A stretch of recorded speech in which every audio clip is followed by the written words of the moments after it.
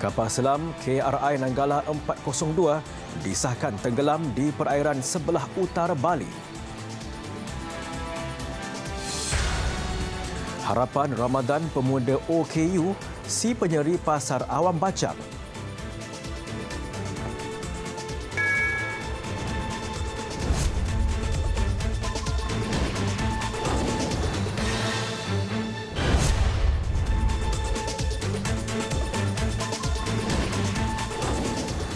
Assalamualaikum dan salam sejahtera. Kami mulakan dengan perkembangan pencarian kapal selam KRI Nanggala 402. Panglima Tentera Hadi Cahyanto dan Ketua Angkatan Laut Tentera Indonesia Yudo Margono mengesahkan kapal selam KRI Nanggala 402 tenggelam di perairan sebelah utara Bali. Serpihan dan barangan dari kapal selam itu ditemui tidak jauh dari lokasi kontak terakhir dibuat dengan Nanggala 402 yang ditemui antaranya sebahagian badan kapal selam, minyak dan sejadah.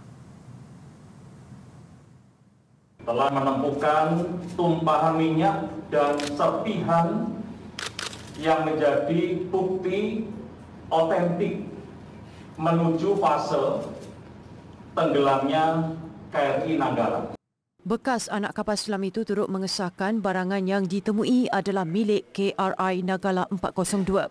Haji Cahyanto turut memberitahu tiada letupan berlaku melainkan keretakan secara berperingkat ketika kapal itu mulai tenggelam ke dasar laut. Data awal yang diperoleh juga menunjukkan KRI Nanggala 402 mungkin berada pada kedalaman 850 meter. Ia sekaligus menjadi cabaran buat pasukan mencari dan menyelamat melakukan usaha membawa keluar kapal dan mangsa. Setakat ini, MV Swift Rescue dari Singapura yang memiliki peralatan kejuaraan bawah air yang mampu turun hingga kedalaman 1,000 meter hanya akan dapat menyertai operasi SAR pada jam 2.30 pagi nanti. MV Mega Bakti milik TLDM yang diketuai Komander Khairul Fahmi pula difahamkan berada di perairan Selat Makassar petang tadi dan akan sampai di perairan Bali dalam tempoh kurang dari 12 jam. 3 pemancing hilang di laut apabila bot yang dinaiki mereka dipercayai terbalik di perairan Kuala Besar, Kota Baru. Kejadian berlaku kira-kira 8.30 malam semalam dan selepas hampir 24 jam masih tiada laporan diterima mengenai nasib mereka. Dan dimaklumkan lebih kurang pukul 8 lebih semalam berlaku ribut di laut. Dan tiga-tiga mangsa ni botnya karam dipukul ombak dan sehingga ke hari ini masih lagi belum dijumpai. Kejadian berlaku kira-kira 10 batu nautika dari jeti Lembaga Kemajuan Ikan Malaysia LKIM di Kuala Besar Badang. Mangsa yang hilang dikenali sebagai Mat Harun Muhammad Nur, 54 tahun, Mat Wang alias Jali, 55 tahun dan Zul Syahmi Danian Zul Azman, 26 tahun. Mangsa bersama 12 rakan yang lain dikatakan telah keluar ke laut untuk memancing dan mencadat sotong kira-kira jam 5 petang semalam dengan menggunakan 5 buah bot. Cubaan rakan-rakan mangsa yang membantu mereka gagal kerana keadaan laut yang bergelora dan gelap gelita. Tambah Datuk Safi'in, bot yang dinaiki mangsa dikatakan dilengkapi dengan jaket keselamatan. Cuma tidak diketahui sama ada mangsa memakainya ketika kejadian. Semalam lah, dah pukul 2 pagi lah. Lebih kurang. Cuma tak tahu, nak cerita lebih pun kita tak tahu. Sebab tahu cerita pun, orang info balik. Cuma kita tahu dia ringainya. Operasi SAR membabitkan 10 buah bot pada hari ini menumpukan di kawasan 25 batu nautika persegi dari kawasan bot dipercayai karam. Polis membongkar kegiatan sindiket acuan hasil rampasan pelbagai jenis dadah yang dianggarkan bernilai lebih 3 juta ringgit. Ketua Polis Johor, Datuk Ayub Han Maidin PC berkata, 10 suspek diberkas dalam 6 serbuan berasingan sekitar Johor Bahru antara Selasa hingga semalam. MO kegiatan sindiket dadah ini adalah dengan menyewa kondominium gated dan guarded untuk dijadikan stor memproses dadah dan telah beroperasi lebih kurang setahun yang lepas. Jumlah keseluruhan rampasan dadah dan sitaan adalah 3.2 juta. Kesemua suspek yang ditahan berusia 21 hingga 51 tahun termasuk seorang wanita. Semakan mendapati 7 daripada suspek mempunyai rekod lampau berkaitan jenayah dan dadah. Siasatan masih dijalankan bagi memburu saki-baki sindiket itu yang masih bebas. Kesemua suspek direman selama 7 hari. Kes disiasat mengikut Seksyen 39B Akta Dadah Berbahaya 1952. Jabatan Imigresen mengumumkan penumpasan satu lagi sindiket penipuan program rekalibrasi tenaga kerja pendatang asing tanpa izin parti didalangi seorang wanita warga tempatan. Menurut Ketua Pengarah Jabatan Imigresen, Datuk Khairul Zaimi Daud, suspek berusia 61 tahun dan sindiket yang diketuainya dipercayai baru 3 bulan beroperasi. Siasatan awal oleh Jabatan Imigresen mendapati sindiket itu mensasarkan parti warga Bangladesh di sekitar Lembah Kelang. Suspek ditangkap dalam serbuan oleh sepasukan pegawai imigresen dari bahagian persikan dan operasi khas. Hasil serbuan, pihak imigresen merampas 79 naskah pasport Bangladesh yang mengandungi pas lawatan sosial PLS yang telah tamat tempoh. Seorang lelaki warga tempatan yang berada di lokasi serbuan turut diberikan notis untuk membantu siasatan. Turut dirampas wang tunai berjumlah RM37,050 serta beberapa dokumen berkaitan. Sindiket dipercayai memanipulasi pelanggan untuk mendaftarkan diri dalam program rekalibrasi tenaga kerja atas nama majikan mereka dengan jumlah bayaran tertentu. Kementerian Kesihatan mengesahkan menerima 268,800 dos vaksin COVID-19 jenis AstraZeneca. Menurut Menteri Kesihatan Datuk Seri Dr. Adham Baba, ia adalah penghantaran pertama bagi vaksin berkenaan yang pembeliannya dilaksanakan pada Disember tahun lalu bagi kegunaan 3% jumlah populasi di Malaysia. Menurut Datuk Seri Dr. Adham, vaksin berkenaan diperolehi melalui fasiliti COVAX dan tiba di lapangan terbang antarabangsa Kuala Lumpur KLIA jam 8.20 malam semalam. Datuk Seri Dr. Adham berkata, Jawatan Kuasa Khas Jaminan Akses Bekalan Vaksin COVID-19 JKJAV telah membuat keputusan untuk membeli vaksin itu hanya selepas mendapat kelulusan Bahagian Regulatory Farmasi Negara NPRA. Berdasarkan penelitian ke atas data daripada pengeluar dan Pertubuhan Kesihatan Sedunia WHO, didapati kelebihan menggunakan vaksin itu adalah melebihi kemudaratan. Kumpulan pertama yang akan menerima vaksin jenis itu dijangka diumumkan Isnin ini.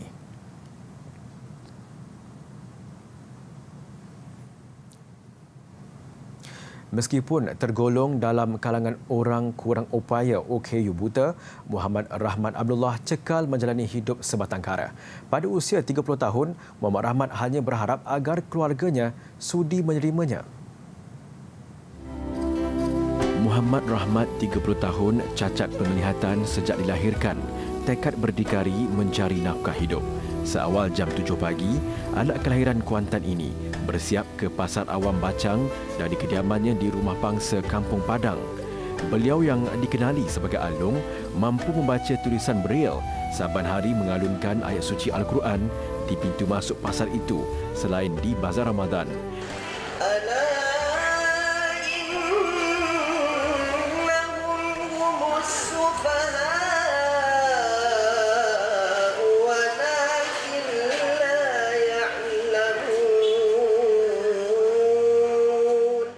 Alung menyimpan kisah pilu, tidak pernah menerima kasih sayang ibunya kerana diserahkan ke rumah kebajikan sejak bayi.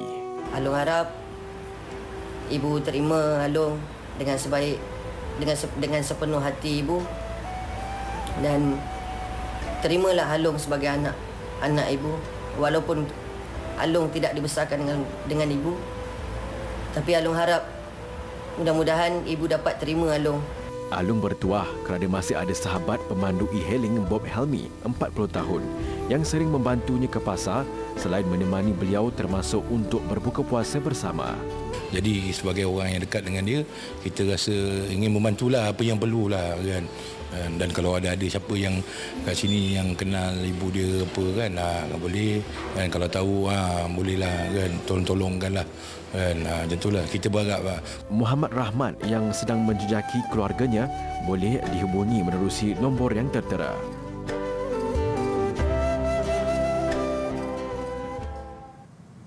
UMNO mengumumkan menamatkan tugas Datuk Seri Syahidan Kasim sebagai pengerusi Badan Perhubungan UMNO Negeri. Jawatan itu kini dipegang oleh Datuk Seri Azlan Man yang juga Menteri Besar Perlis. Menurut kenyataan yang dikeluarkan dan ditandatangani oleh Presiden UMNO, Datuk Seri Ahmad Zahid Hamidi, pelantikan ke atas Datuk Seri Azlan itu berkuat kuasa hari ini. Alasan pergantian itu dibuat tidak dinyatakan. Mengikut maklumat yang kami terima, UMNO dijadual mengadakan mesyuarat Majlis Kerja Tertinggi MKT di Ibu Pejabat Parti itu di Ibu Negara esok. Antara agenda yang dijangka dibincangkan termasuk isu penangguhan pemilihan susulan keputusan Perhimpunan Agung UMNO untuk menarik balik sokongan kepada Kerajaan Perikatan Nasional dan persiapan menghadapi pilihan raya umum.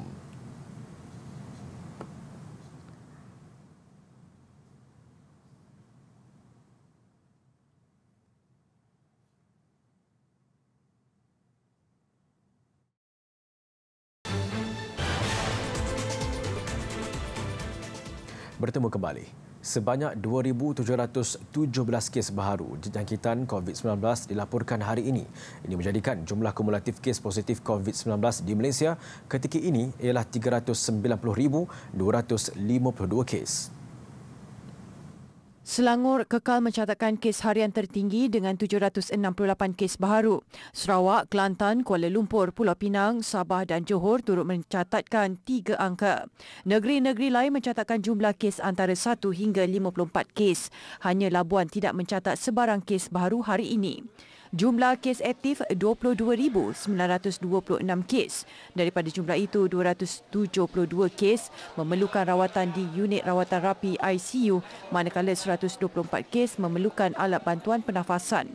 Sebanyak 10 kluster baharu turut dilaporkan. Kes kematian 11 sekaligus menjadikan jumlah maut setakat ini ialah 1,426 kes.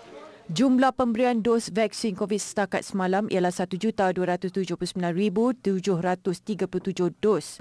783,987 orang telah menerima dos vaksin pertama. 495,750 orang telah melengkapkan dos vaksin kedua.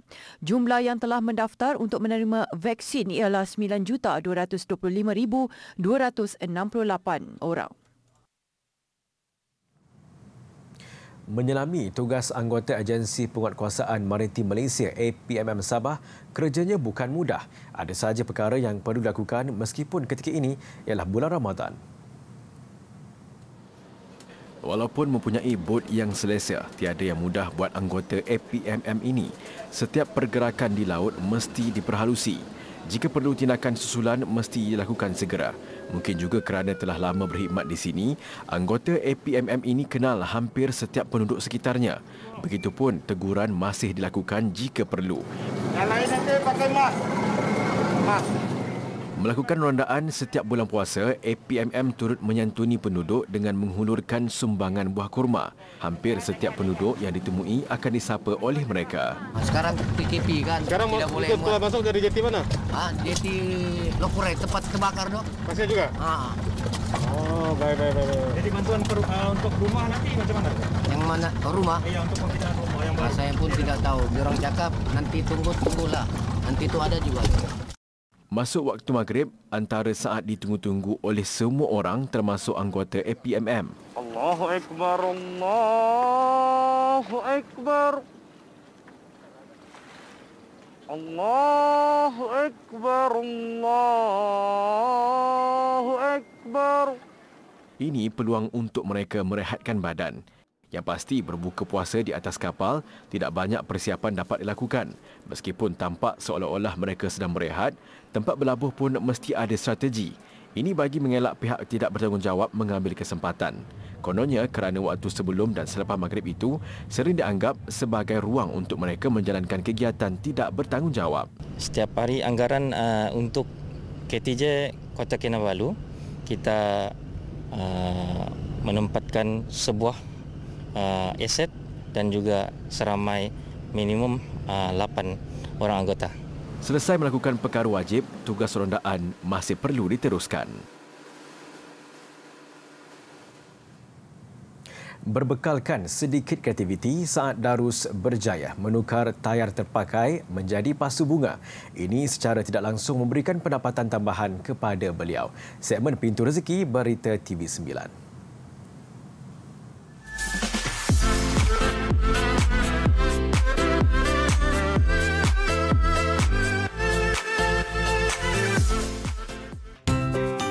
Keluarga Saad Darus dan Siti Asa Abdullah dari Kampung Baru, Matang Aceh, Pantai Remis Perak mula menghasilkan pasu bunga daripada tayar terpakai sejak setahun yang lalu.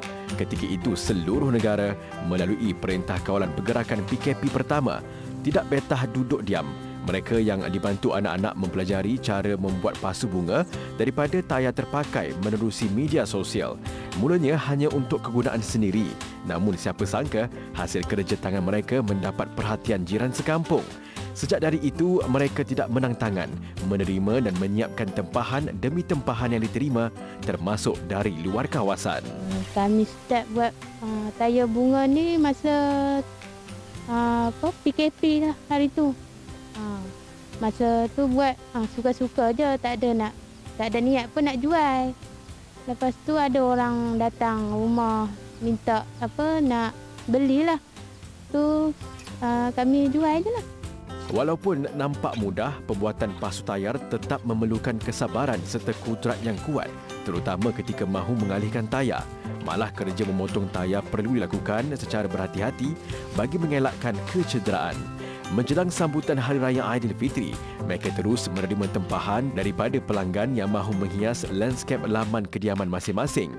Namun penghasilannya dilakukan mengikut had kemampuan serta masa yang ada, memandangkan mereka membuat pasu tayar ini selepas waktu kerja atau ketika hari cuti. Ahli keluarga lah yang buat, sama-sama bantu tolong kan. Macam saya dengan mak bahagian cat, yang adik bahagian alih lah. Potong apa. Menurut Sharifah, dianggarkan 30 set pasu bunga dapat dihasilkan dalam tempoh sebulan. Setiap set pasu tayar ini dijual RM23 dan lazimnya pemilihan warna dibuat mengikut kehendak pelanggan. Antara warna paling mendapat permintaan ialah merah dan ungu. Segmen Pintu Rezeki Berita TV9. Laporan antarabangsa. Arab Saudi mengumum pergantungan import buah dan sayur dari Lubnan mulai esok. Ia dilakukan atas dakwaan kemasukan barangan import itu digunakan bagi kegiatan menyeludup dadah. Tindakan Arab Saudi itu dilihat sekaligus memberi tamparan kepada Lubnan yang menghadapi krisis ekonomi terburuknya sejak Perang Saudara 1975-1990. Kerajaan Arab Saudi dalam kenyataan dikeluarkan oleh agensi berita rasmi SPA berkata, sekatan itu akan berterusan sehingga Lubnan memberikan jaminan mencukupi untuk mengakhiri apa yang dikatakan sebagai operasi penyeludupan dadah sistematik yang menyasarkan Arab Saudi. Langkah itu dibuat selepas pihak berkuasa Arab Saudi membuat permohonan berulang kali kepada Lubnan mengenai perkara itu. Dalam pada itu, Kementerian Luar Lubnan memberi maklum balas penyeludupan dadah telah menjejaskan reputasi Lubnan. Manakala Ketua Pengeksport Buah dan Sayur negara itu, Naim Khalil, menafikan semua dakwaan itu dan menjelaskan kargo yang dirampas Arab Saudi adalah dari Syria yang masuk melalui Lubnan.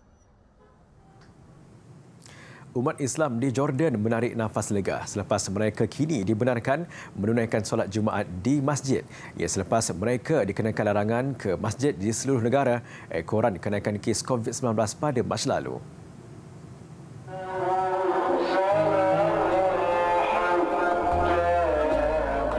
Kebenaran menunaikan solat Jumaat bagaimanapun hanya diberikan dalam tempoh sejam. Jemaah juga perlu hadir berjalan kaki tanpa membawa kenderaan bagi mengelakkan kesesakan. Juga langkah pencegahan COVID-19 dilakukan dengan pemeriksaan sebelum memasuki masjid. Dan ketika menunaikan solat, penjarakan fizikal perlu dilakukan. سعادة لا توصف. شعور سعيد جدا بعودة الصلاة ولكن أنت شايف يعني التزام المواطنين 100% داخل المسجد. كلهم ارتداء التباعد، ارتداء الكمامة موجود يعني. والحمد لله نسأل الله العلي العظيم إنه يفتح علينا صلاة التراويح. Penarikan larangan menunaikan solat di masjid dilakukan selepas kes harian COVID-19 menurun sejak kebelakangan ini. Jordan merekodkan lebih 697,000 kes COVID-19 dengan lebih 8,400 kematian setakat ini.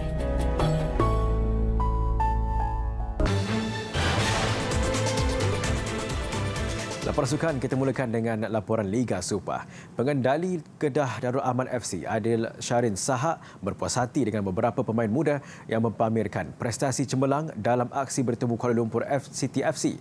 Bermain di laman sendiri, Kedah berjaya meraih 3 mata sekaligus naik semula ke tangga kedua.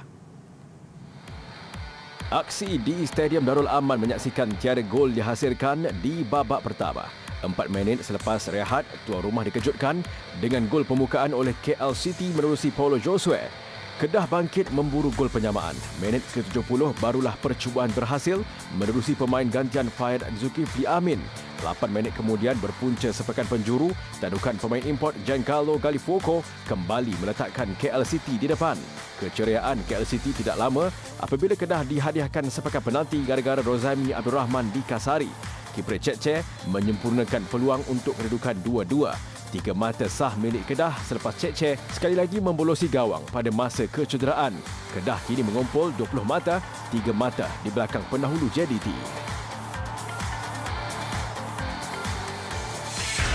Dalam satu lagi perlawanan, Selangor lawan Sabah di Stadium Bandaraya Petaling Jaya.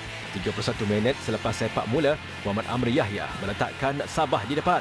Di separuh masa kedua, Selangor melakukan beberapa perubahan untuk bangkit dan ia membuahkan hasil. Minit ke-57, Ifidayo Omosui menyamakan kedudukan dan Ifidayo sekali lagi meledak gol buat Selangor pada minit ke-72. Sabah meneruskan kemarahan dan ketika perlawanan berbaki 2 minit, Bobby Gonzalez mengubah kedudukan kepada 2 sama. Keputusan kekal hingga whistle penaman. Selepas beraksi 10 perlawanan, Selangor yang menghuni tempat kelima Liga telah mengutip 15 mata. Kementerian Belia dan Sukan tiada halangan mengenai hasrat Persatuan Badminton Malaysia BAM untuk menyambung kembali latihan di Akademi Badminton Malaysia ABM. Menterinya Datuk Seri Rizal Nayana Marikan berkata pihaknya akan membuat penilaian teliti mengenai kesesuaian menyambung semula latihan secara kuarantin kepada semua atlet kebangsaan. Datuk Seri Rizal Marikan siang tadi melancarkan fasiliti latihan e-sukan di Majlis Sukan Negara Bukit Jalil.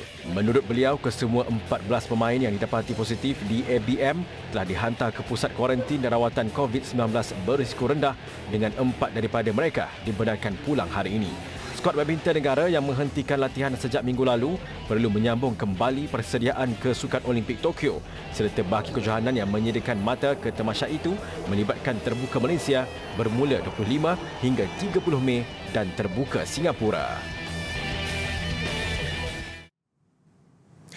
Terus patuhi segala SOP yang telah ditetapkan oleh pihak berkuasa dalam memutuskan rantaian COVID-19 selain sentiasa mengamalkan kebersihan diri. Visual kerinduan seorang cucu yang hanya mampu melihat jauh neneknya di sempadan Golok mengakhiri berita TV9 malam ini. Saya Ahmad Bar, Zainal Abidin. Assalamualaikum, selamat malam dan selamat menunaikan ibadah puasa.